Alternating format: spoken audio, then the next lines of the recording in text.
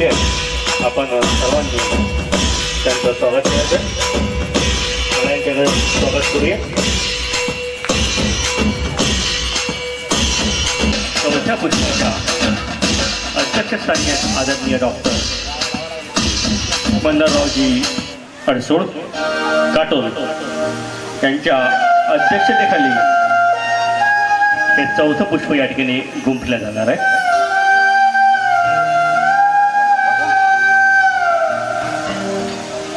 प्राध्यापक बाळ सेवा मंडळाचे मार्गदर्शक आहे. जेव्हा जेव्हा अमरावती जिल्हा त्यांना हाक देतो तेव्हा तेव्हा अंजनगावकर सर त्यांना साथ देतात. मग ते पदयात्रा असो, व्याख्यानमाला असो, प्रबोधन शिबिर असो, प्रत्येक कार्यक्रमाला अंजनगावकर सर असतातच. नव्हे तर त्यांच्या उपस्थितीशिवाय ही व्याख्यानमाला या अमरावती जिल्हा महानुभाव ग्रामीण मंडळाचा कार्यक्रम पूर्णच होऊ शकत नाही. असेही आमचे प्रमुख मार्गदर्शक प्राध्यापक बाळकृष्णजी अंजनगावकर सर यांनी नुकतंच देवपूजेचं कुमकुम टिळा, दंडाक्षता आणि विळा समर्पण करून पूजन केलेलं आहे. मी अंजनगावकर सरांना विनंती करतो की आपण दीप प्रज्वलन करून या सूत्राचं अस्तित्व दीप म्हणजे परमेश्वराचा प्रकाश, दीप म्हणजे चैतन्य, दीप म्हणजे ऊर्जा, दीप म्हणजे पारदर्शकता, दीप म्हणजे ओजस्वीता, दीप म्हणजेच आपलं सर्वस्व. आपल्या या दीपाचं आदरणीय नाशिकवासी प्राध्यापक बाळकृष्ण अंजनगावकर सर हे नाशिकहून आपल्या या हातुर्णा गावामध्ये आलेले आहेत. तसंच आजच्या या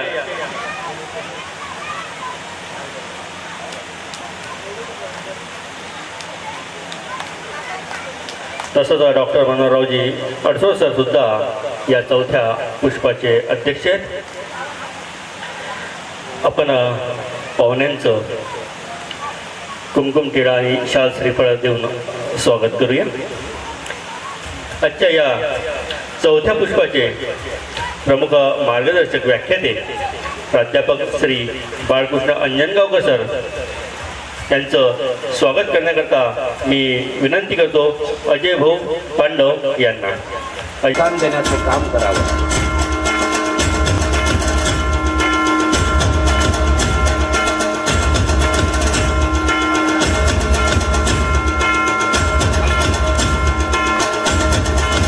आपल्या या हातोर्ण्या गावामध्ये दिग्रस येथून आलेले आदरणीय श्यामभाऊ देशमुख यांना मी विनंती करतो की आपण या विचारपीठावर स्थानापन्न व्हायचं.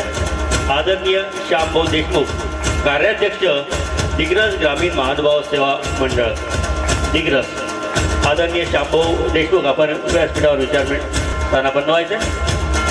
तसेच आदरणीय श्री श्रीकांत भाऊ अवचट कार्याध्यक्ष दारवा ग्रामीण महानुभाव सेवा मंडळ यांनाही मी विनंती करतो की आपण या विचारपीठावर स्थानापन्न व्हायचं. तसेच गजाननराव सरतापे सदस्य दारवा ग्रामीण महानुभाव सेवा मंडळ यांनाही मी विनंती करतो की आपण या विचारपीठावर स्थानापन्न व्हायचं. आपल्याकरता ही विचारपीठ आहेत. आपण आमची पाहुणे आहेत या गावची, हातुर्ण्या गावची, त्यामुळे आपल्याला विनंती आहे की आपण या विचारपीठावर स्थानापन्न व्हायचं. यवतमाळ जिल्ह्यामधून दारवा दिग्रस येथून आलेली ही मंडळी आहे. बाबांच्या नुसत्या प्रेमापोटी त्या लांबरून तिथे आलेली ही मंडळी आहे. दारवा आणि दिग्रस या तालुक्यातील ग्रामीण महानुभाव सेवा मंडळाची ही कार्याध्यक्ष संचालक मंडळ आहेत. ती आपल्या या हातुर्ण्या गावामध्ये आलेली आहेत. धन्यवाद. आजच्या या चौथ्या पुष्पाचे अध्यक्ष डॉक्टर मनोहररावजी अडसूळ सर काटोल यांचं स्वागत करण्याकरता मी विनंती करतो रामरावजी कोहळे हातुर्णा यांना. रामरावजी कोहळे यांनी आपल्या शुभ हस्ते डॉक्टर मनोहररावजी अडसूळ त्यांचं कुमकुम टिळा, शाल श्रीफळ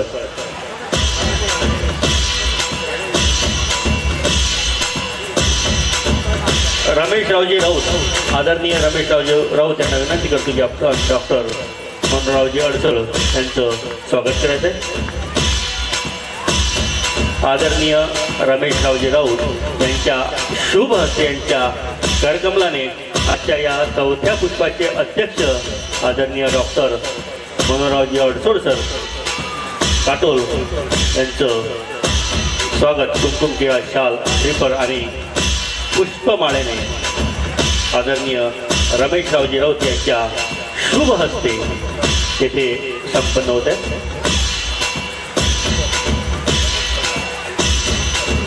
रमेशरावजी राऊत उदापूर प्रमुख सल्लागार वरुड तालुका ग्रामीण महानुभाव सेवा मंडळाचे ते प्रमुख सल्लागार आहेत. त्यांच्या शुभ हस्ते डॉक्टर मनोहररावजी अडसूळ यांचं येथे शाल श्रीफळ कुमकुम टिळा आणि पुष्पमाळेने येथे स्वागत होते.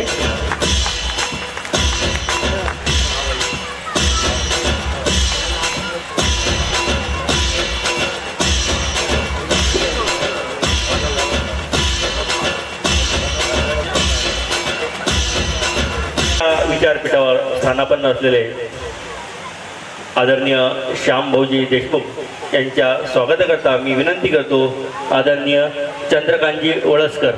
आदरणीय चंद्रकांतजी वळसकर आपण आपल्या शुभ हस्ते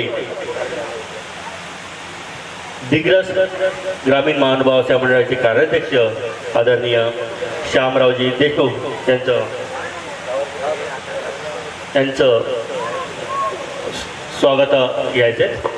स्वागत आदरणीय चंद्रकांतजी वळसकर भाऊजी यांच्या शुभ हस्ते ते संपन्न होते.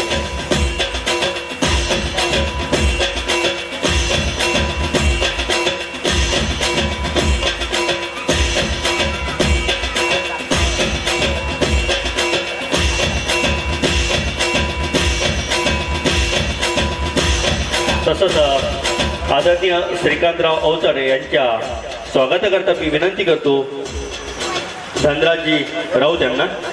धनराजजी राऊत यांनी आपल्या शुभ हस्ते आदरणीय श्रीकांत भाऊ अवचट कार्याध्यक्ष दारवा ग्रामीण महानुभाव सेवा मंडळ यांचं आपल्या शुभ हस्ते स्वागत करायचं आहे.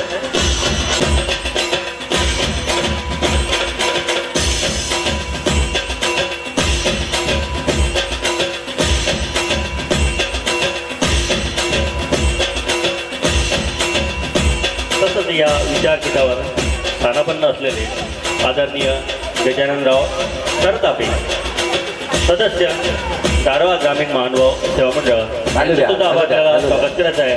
आणि त्यांच्या स्वागताकरता मी विनंती करतो आदरणीय रमेश भाऊ पांडव यांना.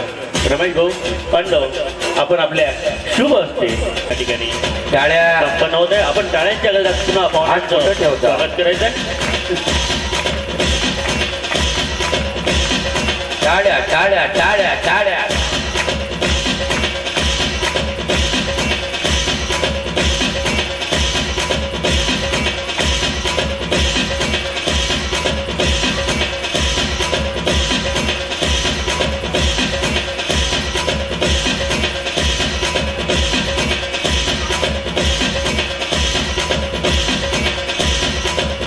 टाळ्यांच्या गजरात आपण स्वागत करायचं आहे. सर्वांनी खाली बसायचं आहे. सर्व मंडळी मुलं बालक सर्वांनी व्यवस्थित शिस्तीमध्ये पुन्हा एकदा मी व्यासपीठावर सर्व मान्यवर आहे त्यांचं शब्दसुमनाने स्वागत करतो. आजच्या या चौथ्या पुष्पाचे प्रमुख व्याख्याते आहे प्राध्यापक बाळकृष्ण अंजनगावकर सर आणि त्यांचा विषय आहे वेद सत्य ज्ञानाचा. सत्य शोधण्याकरता आपल्याला कल्पना आहेत. या पृथ्वीतलावर या देशामध्ये अनेकांनी प्रयत्न केले. जीसस ख्राइस्ट म्हणतात की मैं ईश्वर की संतान हूँ. जीसस ख्राइस्ट म्हणतात की मैं ईश्वर की संतान हूँ. मोहम्मद पैगंबर म्हणतात की मैं ईश्वर का संदेश वाहक हूँ. मोहम्मद पैगंबर म्हणतात की मैं ईश्वर का संदेश वाहक हूँ.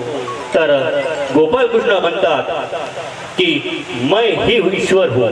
गोपालकृष्ण म्हणतात की मैं ही ईश्वर हूँ. असं परमेश्वराचा अवतार असणार आहे गोपालकृष्ण पहिलं नाम या पंथामधलं. सत्य काय ते उलगडून सांगण्याकरता मी आजच्या या चौथ्या पुष्पाचे प्रमुख व्याख्याते आदरणीय बाळकृष्ण अंजनगावकर सर यांना विनंती करतो की आपण वेद सत्य ज्ञानाचा या विषयावर प्रकाश टाकावा. आदरणीय बाळकृष्ण अंजनगावकर सर. श्री पंचकृष्ण समाज प्रबोधन व्याख्यानमाला आणि महानुभावांचे भव्य मेळावा वर्ष 9 या सत्राला प्रारंभ झालेला आहे व्याख्यानमालेला. आणि त्याचा आजचा दुसरा दिवस. या मंगलमय सोहळ्यामध्ये आपल्या सर्वांच्या समोर माझे विचार देण्यासाठी मला संयोजकांनी निमंत्रित केलेलं आहे. त्याबद्दल सर्वप्रथम सर्व संयोजकांचे मी मनापासून आभार मानतो. सर्वच वंदनीय संत महंत आचार्यगण, तपस्विनी, माता भगिनी, बालमित्र, आपण सर्वजण उपस्थित आहात. आपल्या सर्वांना आदराचा दंडवत करतो. त्याचबरोबर या संपूर्ण कार्यक्रमाचे प्रेरणास्रोत नव्हे, आपल्या हातून क्रिया करवून घेणारे अनेक कार्यक्रम ज्यांच्यामुळे घडू शकलेले आहेत, पुढे घडणार आहेत, ते तुमचं आमचं सर्वांचं आदरस्थान परमपूजनीय श्री विनेमुनी बाबा उपाख्य वैरागी बाबा आणि आजच्या या व्याख्यान सत्रातले अध्यक्ष ज्येष्ठ धर्मबंधू, ज्यांचं मार्गदर्शन आम्ही घ्यावं, ज्यांचे विचार ऐकावे, ज्यांचा खऱ्या अर्थाने आमच्यापेक्षा मोठा अधिकार आहे, असे डॉक्टर मनोहररावजी अडसोड काटोल, सर्व संयोजक बंधू आणि भगिनींनो, पुनश्च एकवर आपल्या सर्वांना आदराचा दंडवत करतो आणि विचारांना प्रारंभ करतो. 31 तारीख, काल 31 मार्च, आणि आपल्याकडे परंपरा चालत आलेली, पद्धती चालत आलेली आहे. विशेषतः पुरुष वर्गाला माहीत आहे की 31 मार्च हा दिवस संपूर्णपणे वर्षभर आपण जे आर्थिक व्यवहार केले त्या आर्थिक व्यवहाराचा शेवटचा दिवस. म्हणजे आपले वर्षभर जे व्यवहार झाले त्याचा लेखाजोखा, त्याला तो ऑडिट रिपोर्ट हा सादर करायचा असतो 31 मार्चला. आणि 1 तारीख ही आमच्या मुलांना फार चांगली माहीत आहे. 1 एप्रिल म्हणजे एप्रिल फूल. अशा रीतीने तुम्हाला फूल करण्यासाठी मी इथे आलो. 1 तारखेला बोलावलं. मला जे शक्य होईल ते बोलण्याचा मी प्रयत्न करणार आहे, परंतु तुम्ही सुज्ञ आहात. मी फूल आहे, तुम्हाला फूल करू शकणार नाही. मी फूल होण्यासाठी आलेलो आहे. फूलचे अर्थ 2 होतात. FULL म्हटलं तर इंग्रजांचं, आमचं म्हटलं तर सुमन, स्वच्छ, सुगंधित अशा प्रकारचं. आणि म्हणून परमेश्वर चरणी या एप्रिल फूलच्या दिवशी श्रद्धेचं फूल अर्पण करण्यासाठी, विचारांचं फूल अर्पण करण्यासाठी बंधू भगिनींनो मी इथे आलेलो आहे. मी जे बोलणार आपल्याशी संवाद साधणार आहे. मी काही फार मोठा वक्ता आहे असं नाही. बाबांचं माझ्याबद्दल असलेलं फार जे आत्मीयता आहे, त्या आत्मीयतेचं प्रतीक म्हणून प्रत्येक वेळेला बाबा मला बोलावतात. तुमच्या सर्वांच्या भेटीचा योग येतो. आता तुम्ही आणि मी वेगळा नाही. त्यात आजचा विशेष गोष्ट अशी आहे, डॉक्टर साहेबांनी मी आम्ही फार मोठे, आम्ही पांडवांचे आज पाहुणे आहोत. पांडवांचे पाहुणे म्हणून साधी गोष्ट नाही. पांडवा घरी पाहुणा एकच, तो म्हणजे भगवान श्रीकृष्ण, ज्याचं चरित्र सगळं तुम्ही ऐकलं. त्या भगवान श्रीकृष्णाचं नाव घेणारे म्हणून आम्हाला सुद्धा पांडवांच्या घरी बाबांनी पाहुणा म्हणून पाठवलं. आम्ही पांडवांकडे राहिलो दोघंही. आम्ही दुपारचं भोजन तिथे झालं, आत्ताचं चहा घेऊन ते झालं. काय पांडवांकडे जाण्याला मिळणं सामान्य गोष्ट नाही आहे. कारण पांडव हे दुर्योधन, कौरव यांच्या दृष्टीने सामान्य होते नव्हे, त्यांना शत्रू वाटत होते. परंतु परब्रह्म परमेश्वर अवतार भगवान श्रीकृष्ण महाराजांचे ते जीवश्च कंठश्च असे भक्त होते, आवडते होते. आणि यातूनच पुढचा सकाळचा थोडा सगळा व्याख्यानातला विषय समजत होता, त्याला मी पूर्ण हात लावत नाही. यातूनच भगवान श्रीकृष्णाची भगिनी सुभद्रा ही अर्जुनाला दिलेली होती. म्हणजे नातं आता वेगळं निर्माण झालं होतं. परंतु आमचा धर्म, ज्ञानावर मी बोलणार आहे, आमचं शास्त्र, आमचं ज्ञान हे असं सांगतं की रक्ताच्या नात्यापेक्षाही धर्माची नाती सर्वश्रेष्ठ असतात आणि ती न तुटणारी असतात. रक्ताची नाती एक वेळेला संपतील, एक वेळेला विध्वंस होईल, त्याला पुढे मान राहणार नाही. आपण पाहतो व्यवहारामध्ये, आम्ही गमती नेहमी सांगत असतो की एकेकाळी शब्द होता भाऊ बंद. आता काय झाले? भाऊ गेले, हातात फक्त बंदुकी राहिला. हिस्सा देतो की बोल की तुझ्यावर बंदूक चालू. म्हणजे अशा प्रकारचं समाजातलं सगळं चित्र बदलत असताना समाजाला गरज कशाची? बाबांनी फार चांगल्या प्रकारच्या व्याख्यानांचे विषय ठेवलेले आहेत. महाभारत भावबंदीतून घडलं, परंतु वाईटातून कधी कधी चांगलं निघतं. त्यातून चांगलं हाताशी काय आलं? बंदोरी वगैरे नव्हतं, तुम्हाला सगळ्यांना माहीत आहे. त्या महाभारताच्या समरप्रसंगातून अतोनात इतकी प्राणीहिंसा झाली, इतकी मनुष्यहिंसा झाली की इतकी कधी कुठे या भारतवर्षामध्ये झाली नाही त्या 18 दिवसाच्या कालखंडामध्ये. परंतु या नरसंहारातून सगळ्यात मोठं जर हातात काय लागलं असेल तर बंधूंनो लक्षात घेतलं पाहिजे, तुम्हाला आम्हाला ज्ञानाचा पहिला ग्रंथ, सकाळच्या व्याख्याने हे सांगितलेलं आहे की या जगातला पहिला धर्मग्रंथ, नुसता धर्मग्रंथ नव्हे, पहिला ज्ञानाचा आविष्कार, पहिला प्रथम जगापुढे आलेलं ज्ञान, आणि ते कुणाचं? परमेश्वरत्व. परमेश्वराच्या श्रीमुखातून आलेली ही जी वाणी आहे, ही श्रीमद भगवद्गीतेच्या रूपाने आपल्याला मिळालेली मोठी देणगी आहे. निमित्त आहे महाभारताचं, निमित्त आहे महाभारताचं. आणि मग हे जे गीतेतलं ज्ञान आहे, या गीतेचा आपल्याला वेध घ्यायचा आहे, गीतेतल्या ज्ञानाचा वेध घ्यायचा आहे, त्या अनुषंगाने आपल्या सगळ्याचा वेध घ्यायचा आहे. आणि एका कवीने फार चांगलं म्हटलेलं आहे, कळली का हो कुणाला गीता. आज तसं म्हटलं तर आम्हाला हिंदू धर्मियांच्या घरामध्ये, प्रत्येकाच्या घरामध्ये भगवद्गीता असेल म्हणतो मी, आहे असं म्हणत नाही. कारण बरीचशी घरी मी जाऊन बघतो, बऱ्याचशा घरांमध्ये भगवद्गीतेचा नामोनिशाणा सापडत नाही. सापडतात, सिनेमाची मासिकं सापडतात, वृत्तपत्रांची काय सापडते? रद्दी. आज वाचलेलं वृत्तपत्र उद्याला उपयोगाचं राहत नाही म्हणून त्याला रद्दी म्हणतात. वृत्तपत्रांची रद्दी सापडेल, बाकी काही सापडेल. परंतु जर विचारलं तुमच्याकडे श्रीमद भगवद्गीता आहे का, तर तोंड थोडंसं वेडं वाकडं होतं. काहीच्या तर कपाळाला आठ्या पडतात. हा विचारणारा कोण वेडा? हा भगवद्गीता विचारतो आमच्या घरी. काय आमचा त्या भगवद्गीतेशी संबंध? इथपासून बंधू आणि बहिणींनो, तुमची आमची दुरावस्था आहे, स्थिती अवघड आहे. आणि जर माझ्यासमोर बसलेले आपण सगळे सुज्ञ आहात, ज्येष्ठ आहात, वयाने मोठे आहात, अनुभवी आहात, तुम्ही तुमच्या घरामध्ये ग्रंथ, गीता हा ग्रंथ कशाचं प्रतीक आहे? ते ज्ञानाचं प्रतीक आहे. तो जर ठेवला नाही, त्याचं जर तुम्ही अध्ययन केलं नाही, तर नंतरची तयार होणारी जी पिढी आहे, पुढची पिढी, भावी पिढी, जिच्यावर तुम्ही म्हणता की आमचा सगळा संसार अवलंबून आहे, जिच्यावर आमचं घराचं मोठेपण अवलंबून आहे, ती पिढी नादान झाल्याशिवाय राहणार नाही. नादान झाल्याशिवाय राहणार नाही. कारण त्यांना खऱ्या ज्ञानाची आपण ओळख करून दिलेली नसेल.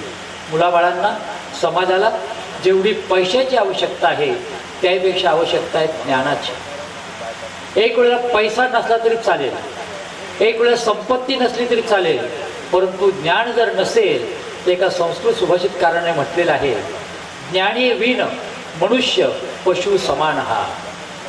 ज्ञानाशिवाय मनुष्य हा पशुसारखा आहे. पशु तर त्याच्यात काही फरक नाही आहे. आहार निद्रा भयमैथुनम ही माणसांची लक्षणं आहे. आहार, त्याला भोजन लागतं, त्याला भीती वाटते, त्याला मैथुनाची प्रवृत्ती आहे, सगळं आहे. जनावर तरी काय आहे फरक सांगा बरं? जनावरांना सुद्धा चारा हवा असतो, जनावरांना सुद्धा थकवा येतो, जनावरंसुद्धा झोपतात, त्यांना भीती वाटते, त्यांच्यातही मैथुन आहे. परंतु मग ती 4 पायाची जनावरं आणि आपण 2 पायाची माणसं, आपल्यामध्ये फरक काय आहे? तो फरक हा आहे ज्ञानाचा. आणि म्हणून त्या सुभाषितकाराने म्हटलेलं आहे, ज्ञानी विन मनुष्य पशु समान हा. ज्ञानाशिवाय मनुष्य हा जनावरासारखा त्याच्यात आणि तुमच्यात फक्त हाच फरक आहे. त्याला ज्ञान नाही आहे, आम्हाला ज्ञान आहे. आणि आज ज्ञानाच्या जोरावरती आपण किती मोठी प्रगती केलेली आहे. मी दोन्ही अर्थाने बोलणार आहे, दोन्ही अर्थाने बघणार आहे. लक्षात घ्या ज्ञानाचं काय महत्त्व आहे. एक सहज तुम्हाला व्यवहारातला गमतीतला भाग सांगतो, जरा मनावरचा ताण हलका होईल. एक शेतकरी, पैसा आला, त्याला वाटलं आपण ट्रॅक्टर घ्यावं. आता ट्रॅक्टर प्रत्येकाकडे घरी आहे. 40-50 वर्षापूर्वी ट्रॅक्टर नव्हते. एखादा दुर्मिळ शेतकरी सापडायचा, त्याने ट्रॅक्टर घेतला खरा पैशाच्या जोरावरती, इच्छेच्या जोराने, परंतु त्या ट्रॅक्टरचं काही माहिती नव्हती. मग 1-2 दिवस ट्रॅक्टर घरामध्ये आला, मुलं चालवणारी, त्यांनाही त्यातली माहिती नाही, काही नाही. ट्रॅक्टरमध्ये बिघाड झाला. ट्रॅक्टरचा खडखड का आवाज चालू लागला. यांनी यांच्या पद्धतीने प्रयत्न करून मला कुणी इकडे बघ तिकडे बघ, हे कर ते सगळे उद्योग केले, परंतु ट्रॅक्टरचा येणारा खडखड आवाज तो काही थांबेना. शेवटी ज्याच्याकडनं ट्रॅक्टर विकत घेतला त्या दुकानदाराकडे गेले. त्याने त्याचा मनुष्य पाठवला, कारागीर, आजच्या भाषेत मेकॅनिक आला. त्याने सगळं ट्रॅक्टर सुरू करून बघितलं, निरीक्षण केलं, सर्व केलं. आणि काय केलं त्याने, त्यांनाच विचारलं, तुमच्याकडे हातोडी आहे का? मला म्हटलं हातोडी काय, काय 2 आणून देतो. तर आपल्याला माहीत आहे, डॉक्टर जेव्हा येतो तेव्हा डॉक्टर जे मागेल ते आपण त्याला देतो, गरज आपल्याला असते. ट्रॅक्टर दुरुस्त करायचा होता, लगेच 2 हातोड्या तयार झाल्या. त्याने ट्रॅक्टरचं जे कव्हर होतं मशीनचं ते उघडलं. त्या ट्रॅक्टरच्या कव्हरला वाक आला होता, ते वाकलं होतं आणि त्यामुळे खडखड आवाज येतो. त्याने त्या ठिकाणी नेमके 2 टोले मारले हातोडीचे. वाकलेला भाग दुरुस्त झाला, बंद केलं, ट्रॅक्टर सुरू केला. पंखा जिथे अडकून खडखड आवाज करत होता तो फॅन, तो काय अडके ना, अगदी दुरुस्त झाला. पद्धतशीर सगळ्यांनी टाळ्या वाजवल्या. मालकाने विचारलं, तुझी फी काय झाली भाऊ, तुला काय द्यायचं? तो म्हणाला, मला 500 रुपये पाहिजे. हसायला लागले. मालक म्हणतो, वेडा झाला की काय, मला काय तू असा समजतो का अज्ञान? हां, तू आला, फक्त ट्रॅक्टर उघडला आणि काय नाही, इकडे तिकडे पाहिलं, 2 टोले मारले आणि 500 रुपये मागतोस? तो जाणकार होता. तो म्हणाला, पाटील तुमच्या दृष्टीने मी 2 टोले मारले, सर्व केलं, तुम्हाला वाटतं मी 500 रुपये घेतले, माझा येण्याचा खर्च केला 200 रुपये, पण 300 रुपये मी याचे घेतले. नेमका टोला कुठे मारायचा आणि ट्रॅक्टरमध्ये नेमका बिघाड काय होता, आवाज कशामुळे येत होता हे तुम्हाला माहीत नव्हतं. ते ज्ञान मला होतं, ती माहिती मला होती. आणि त्याच्यामुळे ते टोला मारण्याचे पैसे नाही, ते पैसे आहेत माझ्या ज्ञानाचे, माझ्या स्वतःच्या कौशल्याचे, मला असलेल्या माहितीचे. लक्षात घ्या बंधू, महत्त्व तुमच्याजवळ असलेल्या ज्ञानाला आहे. आणि आपण सर्वजण अशा प्रकारे एक काळ असा होता आपल्या महाराष्ट्रातला की ज्ञानापासून पूर्णपणे वंचित होतो, ज्ञानापासून पूर्णपणे वंचित होतो. मी त्याच्याकडे येणार आहोत. 12व्या शतकातला महाराष्ट्र आपण पाहणार आहोत. तत्पूर्वी आपल्याला अर्थ बघायचा आहे वेद सत्य ज्ञानाचा. शब्दाशी आपण जाऊया. ज्ञानाचं महत्त्व लक्षात आलं आजच्या उदाहरणामधून. बाळ आता राहू दे ना, ते काय करतो मे महिन्यात त्यासाठीच ना आपल्याला अजून सुरू व्हायचं आहे. आपण बघा किती अडकून पडलो, त्याचा दोष नाही आहे. ते मूल नेमकं काय करता याच्याकडे आपलं लक्षच नसतं. उलट आमच्या माता माहीत वाईट वाटून घेऊन बहिणी तुम्ही म्हणाल की प्रत्येक ठिकाणी असंच का बोलतात. मुलगा रडायला लागलं की हल्लीची आई काय करते, आई नाही म्हणत मम्मी काय करते, आपल्या पर्समधनं मोबाईल बाहेर काढते, त्याच्या हातात देते, त्याला सांगते गेम खेळ कर सुरू. म्हणजे मुलांना या मार्गाला नेण्याला कारणीभूत कोण आहोत, आपण आहोत. आणि सभेत जावं, संत महंतांच्या जवळ बसावं, थोरा मोठ्यांच्या जवळ बसावं, त्यांना काहीतरी विचारावं, ते जे सांगतील ते एक चित्ताने ऐकावं. हे जे संस्कार आहेत ते संस्कार आज आम्ही पूर्णपणे बांधून ठेवले. जशी भगवद्गीता बांधून ठेवली ना, बरेच जण म्हणतात सर आमच्याकडे गीता आहे बरं का, अतिशय कोडी चांगली फार चांगली आहे, येऊन पहा आमच्या घरी. विचारतो गीता कधी घेतली, आमच्या आजोबांनी घेतली. तुमच्या आजोबांनी घेतली, तुमच्या वडिलांनी घेतलेली गीता इतकी कोडी करकरीत कशी राहिली? उत्तर काय येईल याचं, भगवद्गीतेचं आम्ही पानसुद्धा उघडलं नाही. उलट भगवद्गीता घेतली, चांगल्या कपड्यात गुंडाळी, देव घरामध्ये ठेवली, पत्रम पुष्पम फलम तोयम गीतेवर अर्पण केलं. देवा तुझी भगवद्गीता तुलाच अर्पण. तुझं हे तू ज्ञान सांगितलं ना, परब्रह्म भगवान श्रीकृष्ण, श्री चक्रधर स्वामी, दत्ताय प्रभू, हे सगळं तुमचं तुम्हालाच अर्पण. मला याची गरज नाही. गरज आहे तुमच्याजवळ दिलं ना, तुमची वाचा. गोविंदप्रभू महाराज गीता वाचा, चक्रपाणी महाराज गीतेचं पारायण करा, श्रीचक्र स्वामी गीता तुमच्यासाठी, आमच्यासाठी आहे टी व्ही. आमच्यासाठी काय आहे? टी व्ही आहे. चालणाऱ्या सगळ्या मालिकांची नावं जर विचारून बंधून घडलं इतके हात पुढे येतील की आम्ही थकून जाऊ ऐकण्याला. पण तुमच्याकडून मालिकांची नावं थकणार नाही. आपला प्रवाह कुठे जातो? आपण ज्ञानाकडे पाहतोय. वेद सत्य ज्ञानाचा आपल्याला आता वेद घ्यायचा आहे. वेद याचा अर्थ शोध घेणे, वेद याचा अर्थ आकर्षण. दोन वेद या शब्दामध्ये दोन शब्द अर्थ भरलेले आहेत. वेद म्हणजे आकर्षण, आणि नुसतं आकर्षण नाही तर त्याचा स्वीकार, ते घेणं, ते पाहणं, ते जवळ ठेवणं, त्याचा अर्थ आहे वेद. माहुणा पंथाचे पहिले आद्य आचार्य जे आहेत त्यांचं नाव आहे श्री नागदेवाचार्य. श्री नागदेवाचार्यांच्यासाठी एक उपाधी होती. ते ज्या घरी जात ना बंधूंनो हिरींनो, त्याची वाणी अशा प्रकारची गोड असायची, त्याच्या शब्दात एवढं सामर्थ्य असायचं, इतका गोडवा असायचा. स्मृतीस्थळामध्ये वर्णन करणारे ज्ञानीय पुरुष होते. पण जे ज्ञानीय पुरुष असतात त्या ज्ञानीय पुरुषांच्या वाचेला, त्या ज्ञानीय पुरुषांच्या आचरणाला, त्या ज्ञानीय पुरुषांच्या प्रत्येक कृतीला एक वजन प्राप्त झालेलं असतं, एक महत्त्व प्राप्त झालेलं असतं. आणि आद्य नागदेवाचे आचार्य जे होते ते संपूर्ण मानवपंथाचे पहिले आचार्य, आचरणशील, ज्ञानवंत, अतिशय भक्तिभाव श्रद्धाभाव भरलेले. आणि त्यामुळे ते ज्या घरात जात ना भिक्षेला दारापुढे उभे राहत, परंतु त्याचा तो भिक्षा हा शब्द जर कानावरती पडला ना तर मातेचं स्तन पिणारं लेकरू सुद्धा दूध पिता पिता ते स्तन सोडून द्यायचं मातेचा आणि त्या शब्दाकडे आकर्षित होतं, पाहत बसायचं. आणि त्यातून त्यांना उपाधी पडलेली वेदवंती नागदेवाचार्य. कसे? वेद लावणारे. आणि ज्या बाळाला काही समजत नाही, ज्याला काही नाही, त्याला सुद्धा आकर्षण निर्माण करणे, त्याला सुद्धा आपल्या आवाजाने आपल्याकडे ओढून घेणारे. वेद या शब्दाचा अर्थ तो आहे ओढून घेणे, आकर्षित करणे. मग आपल्याला शोध घ्यायचा आहे. कोणत्या? वेद घ्यायचा आहे. कशाचा? सत्य ज्ञानाचा. वेद घ्यायचा म्हणजे आपल्याला परिचय करून घ्यायचा आहे त्याचा, एका अर्थाने. आणि म्हणून आता आपण बघूया वेद शब्द. वेद म्हणजे आकर्षण, वेद म्हणजे आत्मसात करण्याची तीव्र जिज्ञासा. आणि एकदा ज्याला तो वेद लागला, तो ज्याचा वेद लागला असेल त्याच्यापासून कधी वेगळा होत नाही. श्री नागदेवाचार्यांना आमच्या स्वामीचं दर्शन घडलं. नाशिक जिल्ह्यामध्ये असलेलं सिन्नर नावाचं गाव आहे. त्या सिन्नर नावाच्या गावामध्ये त्यावेळेला आजही तो मठ आहे. त्याला म्हणतात त्या राजाने बांधलेला, भिल्लम नावाच्या राजाने बांधलेला पाषाणाचा मठ. त्या भिल्लम मठाच्या स्थानी आमचे स्वामी आसनस्थ होते. आणि स्वामी तिथे आसनस्थ असताना नागदेवाचार्य आले. अगोदर भेटे झालेली नव्हती, फक्त स्वामींकडे पाहत राहिले. श्री चांगदेव राऊळ या नावाने त्यांना वेध लावला होता. इतके आकर्षित होत राहिले की स्वामी म्हणतात, अहो आत या, तुम्ही माझ्या दर्शनाला आलात, तुम्ही माझ्या भेटीला आलात.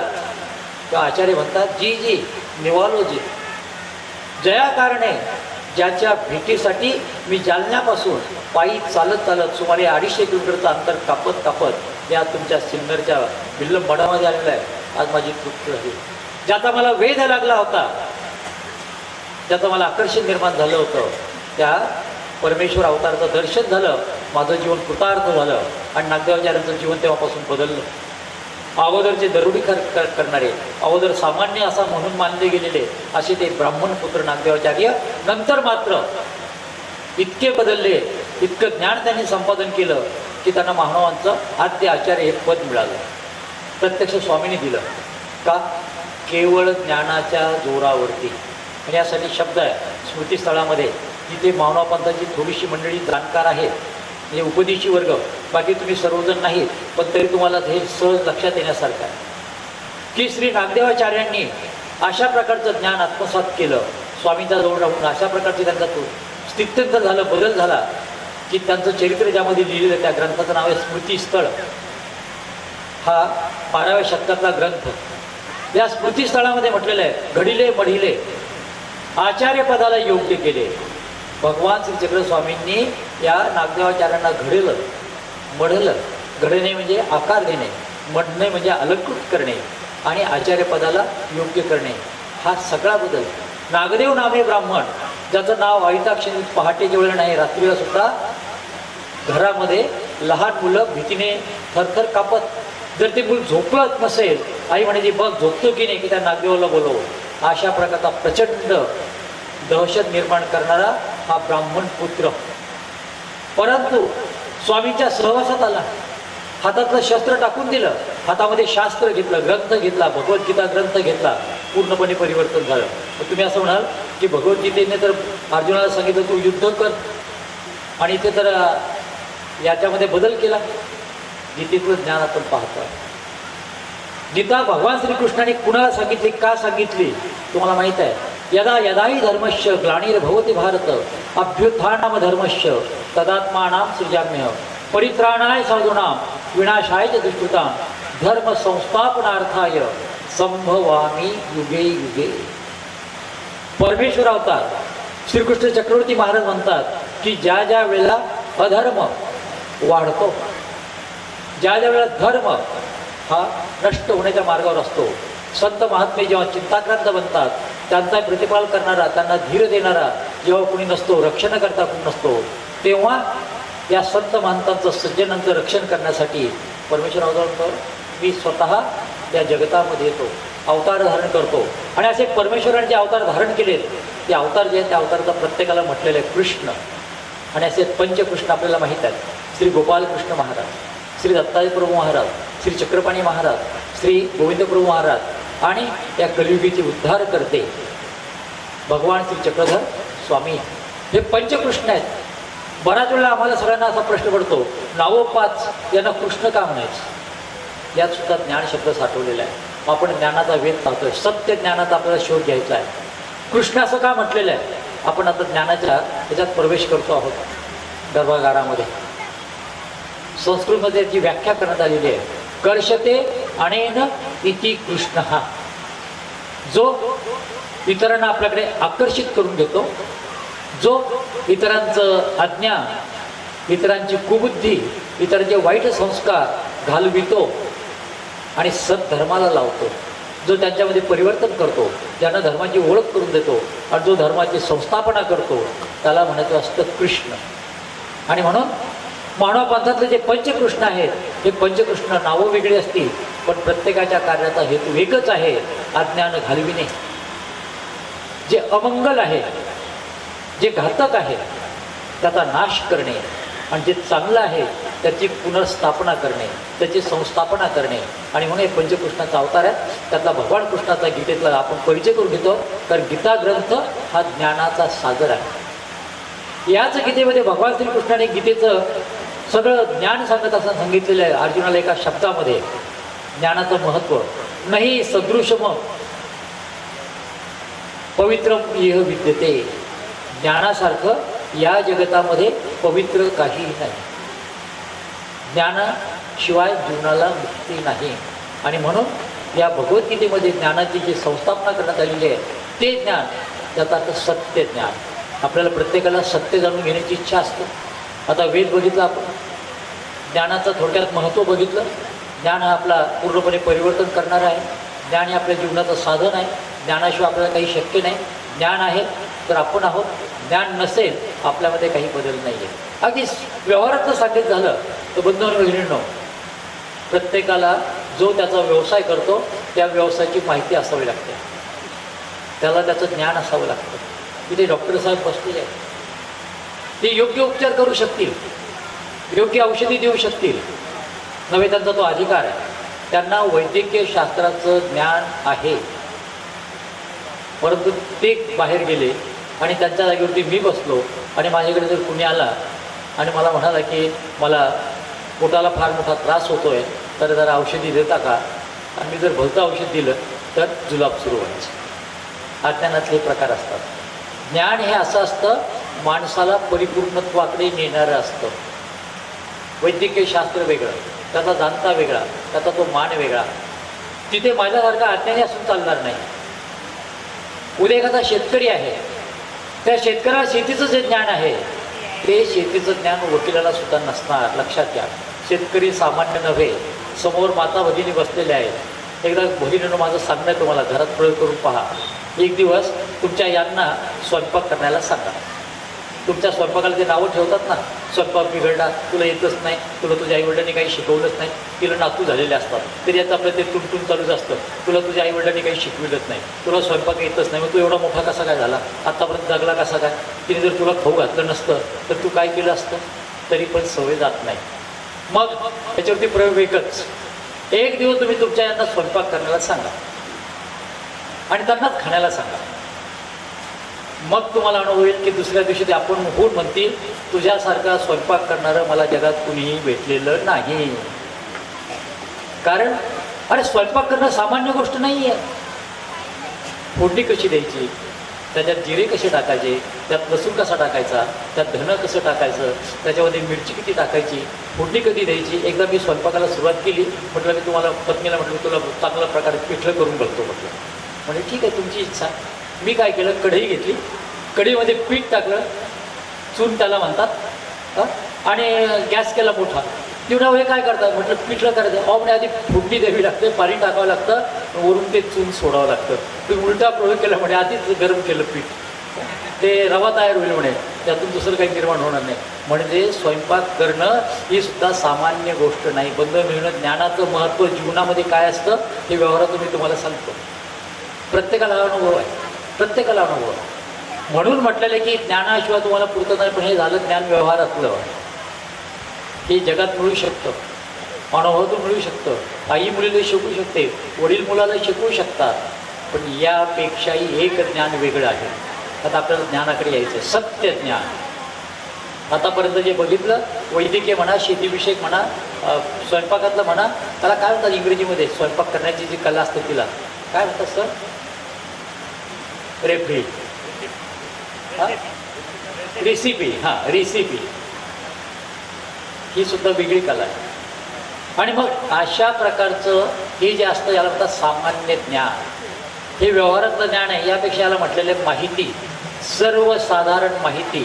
पण आता आपल्याला याचं ज्ञान, परंतु कोणतं? सत्य ज्ञान. आता सत्याची आपल्याला व्याख्या बघावं लागेल. सत्य म्हणजे काय? सत्य हे असं असतं, ते त्रिकाल बाधित असतं. भूत, भविष्य आणि वर्तमान हे तीन काळ आहेत. या तीनही काळांना, भूतकाळामध्ये त्याचं ते स्वरूप, वर्तमान काळात ते स्वरूप आणि भविष्य काळात सुद्धा ते स्वरूप, त्याला बाध येत नाही, त्याच्यामध्ये फरक पडत नाही, त्याच्यामध्ये कोणत्या प्रकारचं परिवर्तन होत नाही. ते त्रिकाल बाधित सत्य असतं, अबाधित असतं. त्याच्यावरती परिणाम होतो. सत्य याला म्हणतात की ज्याचं स्वरूप, जे सांगितलं जाईल, जे माहिती आपल्यापुढे प्रतिपादन केलं जाईल, त्याच्या स्वरूपामध्ये कधी बदल होत नसतो, ते बदलत नसतं. त्याला म्हणतात सत्य. आणि म्हणून सत्याची व्याख्याच अशी आहे की सत्य हे अपरिवर्तनीय आहे, त्याच्यामध्ये कोणत्या प्रकारचा बदल होत नाही. आणि मग असं जे सत्य ज्ञान आहे, त्या सत्य ज्ञानाचा आपल्याला वेध घ्यायचा आहे, त्याचा शोध घ्यायचा आहे. हे सत्य ज्ञान कोणतं? आणि मग हे सत्य ज्ञान आहे परमेश्वर विषयक ज्ञान. परमेश्वर कसा आहे, परमेश्वर कुठे राहतो, परमेश्वराचं कार्य कसं, त्याचं स्वरूप काय आहे आणि त्याचं महत्त्व काय आहे, हे ज्या शास्त्रात सांगितलं जातं त्याला म्हणायचं असतं सत्यज्ञान. आणि हे जे सत्यज्ञान आहे, हे सत्यज्ञान तुम्हाला परमार्गाशिवाय, हे सत्यज्ञान तुम्हाला अध्यात्म क्षेत्राशिवाय समजणार नाही. शास्त्राचे प्रकार दोन, अध्यात्मशास्त्र आणि व्यावहारिक शास्त्र. आता आपल्याला शोध घ्यायचा आहे अध्यात्माचा, आपल्याला शोध घ्यायचा आहे आता प्रत्यक्ष आपल्या आत्म्याचा. आणि मग आत्म्याचा शोध घेण्याचा, परमेश्वराचा शोध घेण्याचा सुरुवातीच्या काळापासून लोकांनी प्रयत्न केलेला आहे. तत्त्वज्ञान थोडं बाजूला ठेवू. आता मानववंशाच्या इतिहासात लिहू, गावंडे सरांना फार चांगल्या प्रकारचा इतिहास तो माहीत आहे. असं म्हणतात की आजचा जो मनुष्य आहे ना, बंधू आणि भगिनींनो, हा मनुष्य माकडामधून माणसामध्ये परावर्तित झालेला आहे, बदललेला आहे. म्हणजे एकेकाळी आपण कोण होतो? माकडांमध्ये होतो. आजही परिस्थिती तीच आहे. माकडाचं शेपूट गेलं, पण माकडाचे गुणधर्म काय आपल्यातले गेले नाही. आपण अजूनही बराच वेळ माकडासारखेच वागतो. आणि म्हणून म्हटलेलं आहे, माकडाला माणसाचा पूर्वज म्हटलेला आहे. एकीकडे हा मनुष्य गुहेत राहत होता. त्याला काय खावं कसं राहावं हे माहीत नव्हतं, अंगावर कपडा घालावं हे सुद्धा माहीत नव्हतं. त्याने आपल्या बुद्धीचा वापर केला. आदिम काळातला त्याला म्हणतात आदिम मानव, या आदि मानवाला निवारा माहीत नव्हता. तो झाडाच्या फांद्यांवर राहायचा, गुहेत राहायचा. त्याला शिकार करणं माहीत नव्हतं. एखादा पक्षी जर हातात आला तर तो पकडायचा आणि तोच खाऊन टाकण्याचा प्रयत्न करायचा. असा मनुष्यात बदल होता होता होता त्यात परिवर्तन किती झालं बघा. नंतर त्याला पोशाखाची जाणीव झाली, कपड्यांची जाणीव झाली, त्याला अन्नपदार्थ समजले, त्याला निवारा आपल्या असावयासाठी घर समजलं. यासाठी त्याने प्रयत्न केले. आणि आजचा मानव हा इथेच थांबला नाही. त्याला भारतसुद्धा अपुरा वाटला, त्याला जगसुद्धा अपुरं वाटलं. त्याने वेध घेतला कशाचा? मंगळाचा. त्याने वेध घेतला शुक्राचा. त्याआधी त्याने जाऊन पाहण्याचा प्रयत्न केला, यशस्वी प्रयत्न केला चंद्रावरती. सुरुवातीच्या काळामध्ये असा जेव्हा मनुष्य राहत होता तेव्हा त्याचा सगळ्यात लक्ष कुठे असायचं? निसर्गाकडे. कडकड कडकड कडकड वीज चमकायची. आकाशामध्ये काळी कभिन्न ढग जमलेले असायचे. पण त्या काळ्या कभिन्न ढगातून लक्क वीज चमकून गेली की त्याला आश्चर्य वाटायचं की अरे बोलता बोलता या आकाशामध्ये ढग आलेत कुठून? याच्यातून चमचम चम करून जाणारी शक्ती कोणती आहे? आणि मग त्याने त्या शक्तीला श्रेष्ठ मानलं, तिची पूजा सुरू केली. बघा, आपल्याला बघायचा आहे सत्य ज्ञानाचा, परमेश्वर स्वरूपाचा वेध घेण्याचा, शोध घेण्याचा प्रयत्न. मग ज्या ज्या वेळेला माणसाला अशा प्रकारची ती चमत्कार दिसला, नेहमीच्या व्यवहारापेक्षा वेगळी गोष्ट घडली दिसली, तिथे त्याने देवाचं रूप मांडण्याला कल्पना केली, सुरुवात केली. आणि मग त्यातून त्याचा झाला शोध. काय? मला देव सापडला. कुणाच्या रूपाने? विजेच्या रूपाने. वादळ होऊ लागलं, पूर येऊ लागला, पुरामध्ये गावाची गावं होऊन लागली. मग त्याने सांगितलं पाणी हे हा देव आहे, पाणी हा सगळ्यात महत्त्वाचा आहे. पाऊस नाही पडला तर दुष्काळ पडतो, दुष्काळ पडला तर भुके मरावं लागतं, मग पाणी हा सुद्धा देव. अशा याच्यातून पंचमहाभूतांना देव मानण्याची कल्पना पुढे आली. लक्षात घ्या बंधूंनो, बघितलं पंचमहाभूतांना देव मानण्यात आलं. मग देव त्याला जर प्रसन्न करायचं असेल तर काहीतरी केलं पाहिजे. सुरुवातीला फुलं होऊन बघितली, हे करून बघितलं, परंतु त्याचबरोबर त्याने बघितलं की हा देव जर आपल्याला मिळवायचा असेल, प्रसन्न करायचा असेल, वेळेवर पाऊस पडावा असं वाटत असेल, चमकणारी वीज आपल्याला नको असेल, भूकंप थांबवायचा असेल, त्या देवासाठी आपण काहीतरी केलं पाहिजे. आणि मग त्याने सुरुवात केली कशाला? प्राण्यांची हिंसा करण्याला. मग ज्याचा जसा देव तसं त्याने त्या देवापुढे मारण्यास सुरुवात केली. एखादा लहान स्वरूपातला असला त्या देवापुढे कोंबडं मार, बलिष्ठ असला एखादा बकरा मार, त्याच्यापेक्षा मोठा असला मग त्याने काय सुरुवात केली? रेडा मार. ज्याची जशी शक्ती तसं त्याने त्याप्रमाणे आपल्या उपास्य दैवताच्या भक्तीला प्रारंभ केला. पण यातून काय झालं? हे सगळं अज्ञानामधून. खरं ज्ञान, त्या खऱ्या ज्ञानापर्यंत ते पोहोचलेच नाही.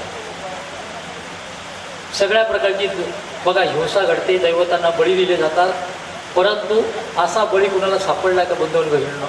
वाघाचा बळी दिला.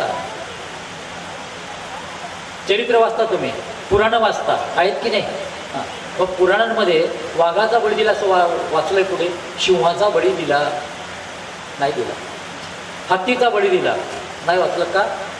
माणसाला जे शक्य होतं ना त्यापेक्षा जे लहान होतं त्याचा त्याने बळी दिला. बळी तो कानपिळी.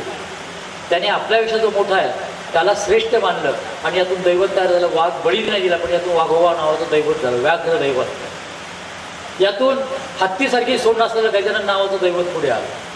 भीती वाटली हत्तीची, गजानन नावाचं दैवत पुढे. त्याचा शोध घेतला नाही, त्याचं काय नेमकं स्वरूप आहे काही नाही. ज्याची ज्याची त्याला भीती वाटली त्याची त्याची त्यांनी देव म्हणून पूजा करण्यास प्रारंभ केला आणि यातून सत्य ज्ञानाचा शोध घेण्याचा प्रयत्न करण्यात आलेला आहे. परंतु या सगळ्यावरती उत्तर एकच आहे. भगवान श्रीचक्र स्वामी असे सांगतात की प्रत्यक्ष परमेश्वराने या जगतामध्ये अवतीर्ण होऊन जर उपदेश केला नाही आणि जर ज्ञान दिलं नाही तर ते खरं ज्ञान तुमच्यापर्यंत येऊन शकणार नाही, पोहोचू शकणार नाही. आणि याचं चरित्रातली फार मोठी लीळा लक्षात घेण्यासारखी आहे. भगवान श्रीचक्र स्वामींचं परमेश्वर अवतारचं चरित्र ज्यामध्ये आहे तो ग्रंथ म्हणजे लीळा चरित्र हा ग्रंथ. हा लीळा चरित्र ग्रंथ 12व्या शतकातला ग्रंथ आहे. लीळा चरित्र हा ग्रंथ हा मराठी भाषेतला पहिला गद्य ग्रंथ आहे, चरित्र ग्रंथ आहे, महत्त्वाचा ग्रंथ आहे. जगात सर्वश्रेष्ठ ग्रंथांची जगातली सर्वात मोठी जी संस्था युनो ती जी सांस्कृतिक संघटना, त्या संघटनेचं नाव आहे युनेस्को.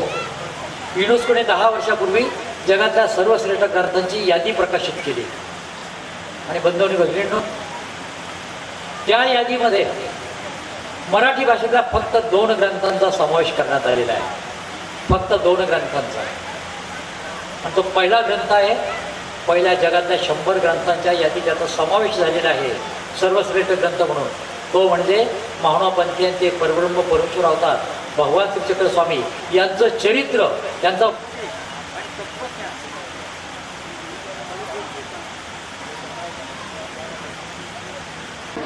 मराठी भाषेतला पहिला गद्य ग्रंथ, ज्याच्यामध्ये स्वामींचं चरित्र, स्वामींचे तत्वज्ञान, स्वामींचे विचार एकत्रित करण्यात आलेले आहेत. त्या लीळाचरित्र ग्रंथाचे लेखक, संकलक पंडित माईभट्ट सराळेकर. बघा, माणसाला ज्ञान खूप असलं पण ते जर अज्ञानाकडे नेणारं असलं तर सुद्धा माणसाचा कसा घात करतं. ज्ञान असावं पण ते सत्य ज्ञान असावं, खरं ज्ञान असावं, योग्य ज्ञान असावं. ते जर चुकीचं ज्ञान असेल तर माणसाला ते वाईट मार्गाकडे घेऊन जातं. त्याचं महत्त्वाचं उदाहरण आहे माईभट्ट सराळेकर यांचं चरित्र लक्षात घेण्यासारखं आहे की माईभट्ट सराळेकरांनी त्यावेळेला 12व्या शतकामध्ये सर्व प्रकारच्या शास्त्रांचा अभ्यास केला होता. 4 वेद, ऋग्वेद, यजुर्वेद, सामवेद, अथर्ववेद हे 4 वेद, 6 शास्त्र, न्याय, वैशेषिक, योग, त्यानंतर वेदांत, पूर्वमीमांसा, उत्तरमीमांसा हे 6 शास्त्र. या 6 शास्त्रांचा अभ्यास केला होता. पुराणं, 18 पुराणांचा अभ्यास केला होता. सगळं केलं होतं. परंतु माणसाकडे जेव्हा असं व्यर्थ ज्ञान येतं, चुकीचं ज्ञान येतं, तेव्हा ते ज्ञान माणसाच्या मनामध्ये अहंकार निर्माण करतं. माईभट्ट सराळेकरांना अहंकार निर्माण झाला. इतका अहंकार निर्माण झाला की ते स्वतःला महाराष्ट्रामधले प्रतिसूर्य मानू लागले. ते सांगायचे, आकाशामध्ये प्रकाश देणारा तो सूर्य आणि महाराष्ट्रामध्ये ज्ञानाचा प्रकाश देणारा माह्या नामे सूर्य या नगरमध्ये आहे, या प्रांतात आहे. आणि ते दाखविण्यासाठी हातामध्ये मशाल घेऊन ते फिरायचे. दिवसा मशाल, मी प्रकाश देणारा आहे. गर्व झाला होता. त्यांचे मामा, त्यांचे गुरु आणि नंतर त्यांची पत्नी, देवायसाईचे वडील पंडित अपयो, गणपत अपयो, यांना हे सहन होईना की आपला शिष्य वाया चालला आहे. कोणत्या गुरुला आपला शिष्य वाईट मार्गाने गेलेला चालत नाही. कोणत्या मातापित्यांना आपली बालं वाईट मार्गाने गेलेली चालत नाही, त्यांचं अधपतन आवडत नाही. इथे सुद्धा हे झालं. आपला शिष्य वाईट मार्गाने जातोय, अहंकारी बनलाय, गर्विष्ठ बनलाय, दुसऱ्याला तुच्छ समजतोय, त्याच्यामध्ये नम्रता नाही. एक दिवस ते गणपत आपोयांना म्हणाले, गणपत आपोय त्यांना, माईभट्ट हो, तुम्ही अहंकार करता ज्ञानाचा, तुमच्याकडे खरं ज्ञान आहे याबद्दल प्रश्न नाही, परंतु अति ज्ञान बरोबर नाही. मराठीमध्ये एक म्हण आहे, 3 व्यक्तीने कधी स्वतः गर्व करायचा नसतो. एक पहिलवान, दुसरा पोहणारा आणि तिसरा पंडित. किती पहिलवान असू द्या, त्याला कुणा कुणी प्रतिस्पर्धी भेटतो आणि त्याला एक दिवस तरी त्या आखाड्यामध्ये पराभूत करतो. पोहणारा किती पट्टीचा असू द्या, एखाद्या जागेमध्ये अशा प्रकारचा डोह सापडतो, अशा प्रकारचं खोल पाणी सापडतं की पोहणारा त्या पाण्यामध्ये बुडून संपतो. म्हणून पोहणाऱ्याने गर्व करायचा नसतो. पट्टीच्या अशा प्रकारच्या पैलवानाने कधी हा गर्व करायचा नसतो. आणि त्यातलं पंडित म्हणजे ज्ञानी यांनी सुद्धा कधी गर्व करायचा नसतो. त्याला शरीराला सव्वाशे निश्चित भेटतो, त्याच्यापेक्षाही जाणकार, त्याच्यापेक्षा ज्ञानी पुरुष पंडित त्याला भेटतो आणि तिथे पराभूत व्हावं लागतं. माईभट्ट स्वतःला पंडित समजत होते, ज्ञानी समजत होते, परंतु त्यांना त्यांच्या सासऱ्यांनी, गुरूंनी, ज्यांच्याकडे 3 भूमिका एकत्र होत्या, मामांनी सावध केलं. हा अति अभिमान चांगला नाही. डोमेग्रामला श्री चक्रधर स्वामी नावाचे, श्री चांगदेवराव नावाचे थोर महात्मे आले, थोर पुरुष आले, जात त्यांच्याशी चर्चा करा, मग तुम्हाला अनुभव येईल आपल्याकडे ज्ञान जास्त की त्यांच्याकडे आहे. काय किरकोळ आहे. परत प्रश्न विचारला त्यांनीच उलट माहीम भट्टांनी, ते संस्कृत जाणती. माहीम भट्टाला संस्कृतचा अभिमान होता. आपल्याला खूप चांगला संस्कृत येतो. लक्षात घ्या बंधूंनो भगिनींनो, 12व्या शतकामध्ये संस्कृतला समाजामध्ये मान होता. आज एका मुलाशी बोलताना मी बोलत होतो की संस्कृत ही त्यावेळेची भाषा होती, व्यवहाराची, धर्माची, ग्रंथांची, पंडितांची.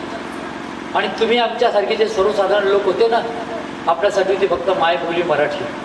तिला किंमत नव्हती, तिला महत्त्व नव्हतं. असेही पंडित माहीम भट्टांना संस्कृतबद्दल फार मनामध्ये गर्व, अभिमान. मी पंडित आहे, संस्कृत बोलतो. तेव्हा त्यांनी विचारलं, ते संस्कृत जाणती? गणपत आपोळे म्हणाले, ते संस्कृत जाणतात की हे मला माहीत नाही, परंतु तव ते अनिवार्य मराठी बोलती. त्याने अभिप्राय व्यक्त केला की श्री चांगदेवराव, श्री चक्रधर स्वामी हे अशा प्रकारचे आहेत, अनिवार्य आवडता येणार नाही, तिला बांध घालता येणार नाही. एकदा जर ते बोलायला लागले, इतकं सुंदर, इतकं अस्करी, इतकं गोड आणि चांगलं मराठी बोलतात की त्यांना अडथळा आणायला, थांबवण्याला कोणाला कधी हिंमतच होत नाही. अनिवार्य मराठी बोलती. माहीम भट्टाला वाटलं किरकोळ आहे, त्या महात्म्याला संस्कृत येत नाही, मी आता लगेच जातून पराभव करतो. आले, मी आता सत्य ज्ञानाकडे येतो आहे. अध्यात्म ज्ञान ज्याला म्हणतात ना, हे अध्यात्म ज्ञान वेदांमध्ये नाही. अध्यात्म ज्ञान हे परिपूर्ण रीतीने वेदांनी सांगितलेलं नाही. तसं असतं तर मग नेतू म्हणती तुझं गोविंद. माझ्यासमोर चांगले प्रवचनकार बसलेत, कीर्तनाचे जाणते बसलेत, बिडकर दादा. त्यांना संपूर्णपणे वारकरी संप्रदायाचा फार जवळून परिचय आहे. हे वाक्य त्यांच्या परिचयातलं आहे. नेतू म्हणती तुझं गोविंद रे. न येतोय, न येती, नेती. हा तो नाही, हा तो नाही. कशाचं वर्णन करा?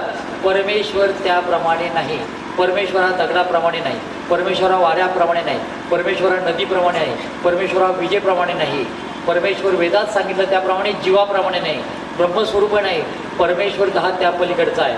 आणि म्हणून वेदाचे जे अभ्यासक ते म्हणतात, नेती म्हणती तुझं गोविंद रे. गोविंद म्हणजे परमेश्वरा, तू असा आहे की तुझ्या पुढे सगळ्यांनी हात टेकले, तुझं वर्णन करण्याला सगळे अपुरे पडलेले आहेत. आणि त्या परमेश्वराचा अनुभव काय असतो, त्या परमेश्वराचं ज्ञान काय असतं, ते सत्य ज्ञान जाणून घेण्याच्या दृष्टीने आता माहीम भट्ट निघाले होते श्री चक्रधर स्वामीच्या भेटीला.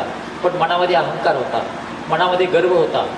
सोबेग्रामला सगळ्या प्रकारचं सकाळच्या वेळेला स्वामींचं पूजन झालेलं होतं. भक्त मंडळी बसलेली होती आणि भक्त मंडळी बसलेले असताना तिथे हे गेले.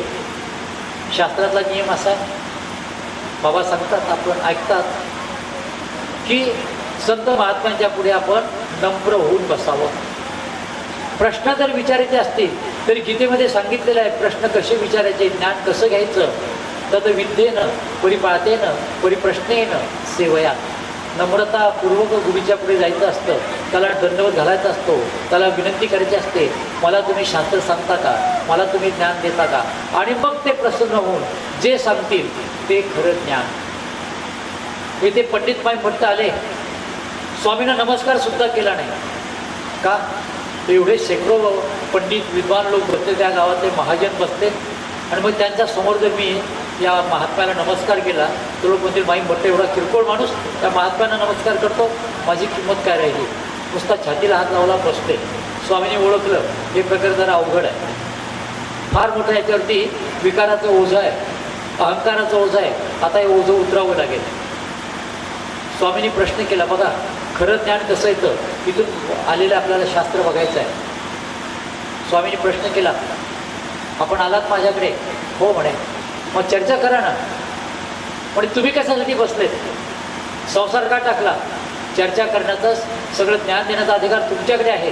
पण तरी ते म्हणतात काही आत्मप्रतीती आत तुम्हाला स्वतःचा काही अनुभव आहे का ज्ञानाबद्दलचा? मग त्यावेळेला वैदिक ज्ञानाच्या आधारे ते माहीम भट्ट म्हणतात, कर्मची कर्मा तो ज्ञानोदय होय, ज्ञानोदयात अंतःकरण शुद्ध होय. आणि अंतःकरण शुद्ध झालं की परमेश्वराची किंवा जीवाला मुक्तीची प्राप्ती होते. संपलं म्हणून त्याला वाटतं मी फार मोठं शास्त्र सांगितलं, कर्म करायचं. कर्मामुळे काय होतं, आपलं अंतःकरण शुद्ध होतं. शुद्ध अंतःकरणामध्ये ज्ञान येतं. ज्ञान आलं की आपल्याला मोक्षप्राप्तीचा उपाय सापडतो आणि आपण मोक्षाला जातो. इतकं सोपं आहे म्हणे. आणि तरी तुम्ही मला प्रश्न विचारता. मग स्वामींनी प्रश्न केला, कर्म किती प्रकारची बघा. आता ज्ञानचर्चा पाहतो आपण. ज्ञान कसं केलं, स्वामींनी कशा प्रकारे माई भट्टाला ज्ञान देण्याला प्रवृत्त केलं, तयार केलं. त्याला प्रश्न केला, कर्म किती प्रकारचे. म्हणजे कर्म 2 प्रकारचे, एक नित्य कर्म, एक नैमित्तिक कर्म. नित्य म्हणजे नेहमी करायचे. आता हे सगळं ब्राह्मणांसाठी बरं का, वैदिक धर्मियांसाठी आहे. आपल्याला तेही काहीच नव्हतं. आपल्याला प्रत्येकच माहीत होतं त्यावेळेला 12व्या शतकातल्या एखाद्या जायचं, दगडाला शेंदूर लावायचा, त्याच्यावर तेल टाकायचं, एखादं कोंबडं न्यायचं, ते मारायचं, झाला आमचा धर्म. त्यापुढे काहीच माहीत नव्हतं आपल्याला. नमस्कार घालणे माहीत नव्हतं, देवाची पूजन अर्चना माहीत नव्हतं, तोंडाने कशाचा उच्चार करत ते माहीत नव्हतं, काही नाही. त्यावेळेस हा 12व्या शतकातला सर्वसामान्य समाज हा पूर्णपणे अज्ञानात होता, नव्हे अज्ञानात ठेवला गेलेला होता. खऱ्या परमेश्वर ज्ञानापासून तो वंचित होता. आणि म्हणून 12व्या शतकामध्ये असलेल्या महाराष्ट्रातल्या सगळ्या समाजाला नव्हे, संपूर्ण भारतीयांना खऱ्या ज्ञानाचा परिचय करून देण्याचं पहिलं महत्त्वाचं कार्य कुणी केलं असेल, सत्य ज्ञानाचा वेध घेण्याचं पहिलं कार्य कुणी केलं असेल तर ते भगवान श्री चक्रधर स्वामींनी केलेलं आहे. हे लक्षात ठेवलं पाहिजे. सर्वसामान्य लोकांना, ज्यांना संस्कृत येत नव्हतं, ज्यांना काही फारसं समजत नव्हतं, कष्ट करत होते, नव्हे स्त्रियासुद्धा अतिशय उपेक्षित होत्या. स्त्रियांना मठमंदिरं बंद होती, स्त्रियांनी वेद ऐकू नयेत अशी बंधनं होती. जर ऐकलं कुणी तर त्यांना प्रायश्चित्त घ्यावं अशा प्रकारची बंधनं होती. अशा काळामध्ये भगवान श्री चक्रधर स्वामींनी एका बाईला सांगितलं, पुढे मी ते सांगणार, तिचं नाव प्रल्हाद बाई. डोमेग्रामला ती बसलेली होती. सर्वसाधारण तिला स्वामी म्हणतात, बाई देवो जाणा. या अशिक्षित स्त्री, गरीब म्हातारी, ते म्हणते जी मला देव काय माहीत, मला देव काय समजतं नाही म्हणे. तरी पण बाई देव जाणा. तिच्यातली नम्रता जागी झाली. बघा, माणसाला शिक्षणच पाहिजे असं नाही आहे, नम्र.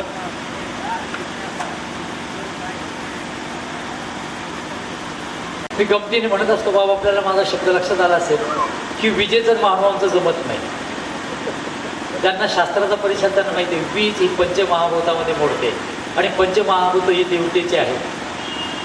मानवपंथी मंडळी देवता भक्त नाही. मानव म्हणतात देवतांच्या पलीकडे असा जो पर असा परमेश्वर आहे त्याचे भक्त आहे. त्यामुळे देवता त्यांना त्रास देणार, वीजमध्येच जाते. हा दरवेळचा अनुभव आहे. ज्ञान द्यायचं असलं परमेश्वराचं, त्याला अडथळे निश्चितपणे येतात. त्याप्रमाणे स्वामींनी तिला विचारला प्रश्न, जी ती म्हणते मला काय माहीत, मी म्हातारी, अशिक्षित, अज्ञानी, तुम्ही सांगा. तुम्ही जर प्रश्न झालात, बघा तिच्याकडे नम्रता आहे, शिक्षणाचा अभाव, परंतु माणसाची नम्रता ही ज्ञानावर नसते, माणसाची नम्रता ही शिक्षणावर नसते, ती वेगळ्या संस्कारावर असते. अशिक्षित असू नये, लिहिता वाचता येत नसू नये, ती स्वामींना म्हणते जी आपण सांगा तर मला ते समजेल. तिथे पंडित माई भट्ट मात्र आले, स्वामींना म्हणतात तुम्ही कशाला संन्यास घेतला, कशाला कपडे लाल केले, कशाला कपडे काळे केले. आधी आमच्या साधूंना हेच ऐकावं लागतं. बाबा काही शास्त्र सांगा ना, मला तू वाचून नाही गीता, तुम्ही कशाला आहात मग, गीता तुम्ही वाचायची ना आम्हाला सांगायची. आम्हाला काही तेवढी वेळ आहे का, आम्हाला काही तेवढी संधी असते का, तुम्ही का झाले साधू, कशाला घरदार सोडलं. आजही तोच प्रकार आहे. शब्द बदलतात, भाषा मात्र तशा प्रकारची आहे. आणि म्हणून स्वामींना तेव्हा ती विनंती करते, जी आपण सांगा. बघा स्वामींनी तत्त्वज्ञान सोप्या भाषेत कसं सांगितलं. सत्य ज्ञानाचा शोध आपण घेतोय. परमेश्वर स्वरूप कसं असतं स्वामींनी त्या बाईला सोप्या शब्दात सांगितलं, अति सोप्या शब्दात. ते म्हणतात बाई देव तो पाखाणाचा नव्हे, देव तो सोना रुपयाचा नव्हे, म्हणजे धातूचा नव्हे, देव तो मातीचा नव्हे, देव तो पटाचा नव्हे.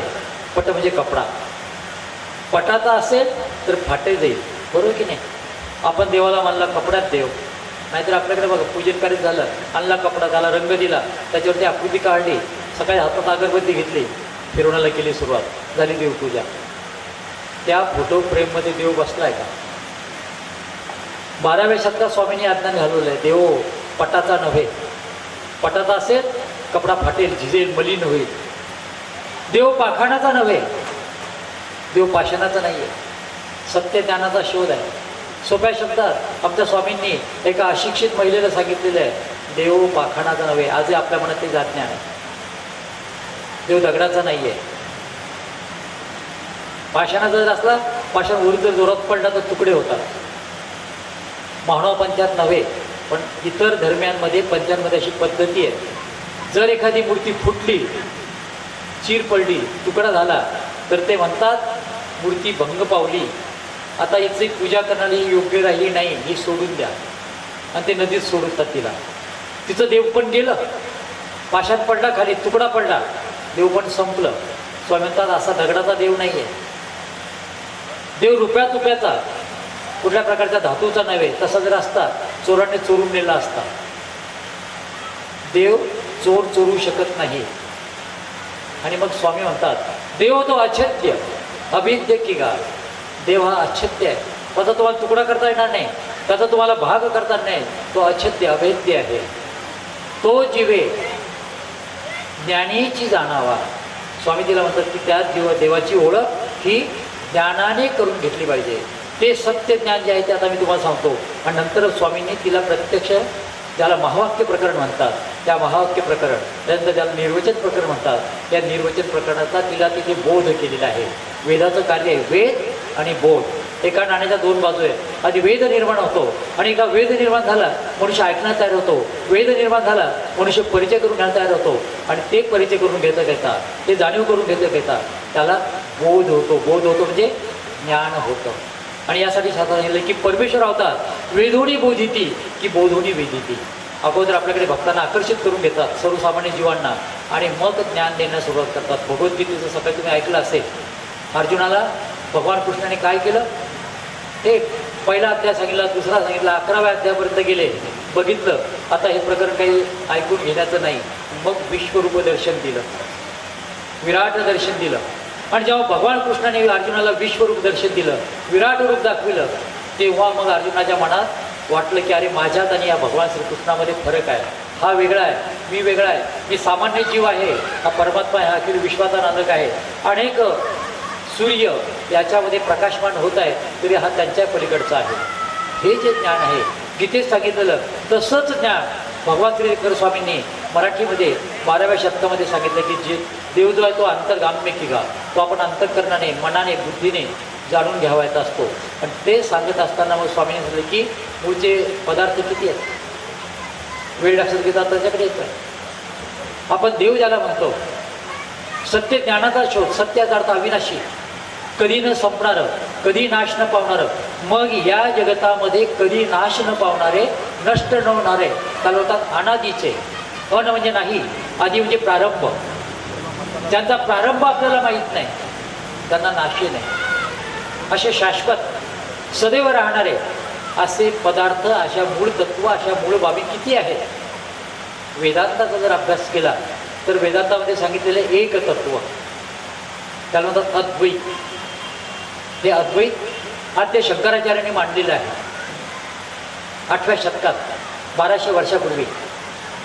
त्या आधारे त्यांनी त्याच्यावरती ब्रह्मसूत्र शंकर भाष्य नावाचं एक स्वतंत्रपणे ग्रंथ तयार केलेला आहे.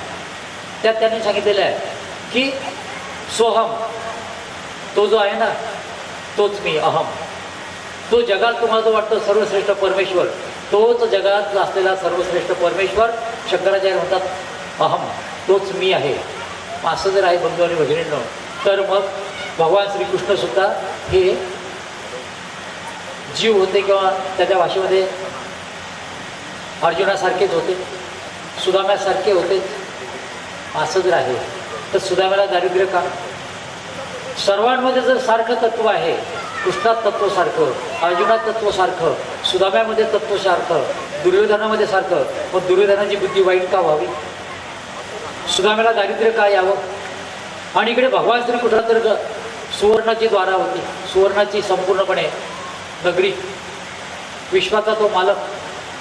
याने आपल्या करंगळीच्या एका बोटावरती, हाताच्या बोटावरती प्रत्यक्ष तो काय आहे म्हणजे जीव आणि देव, जीवात्मा आणि परमात्मा याच्यामध्ये फरक आहे.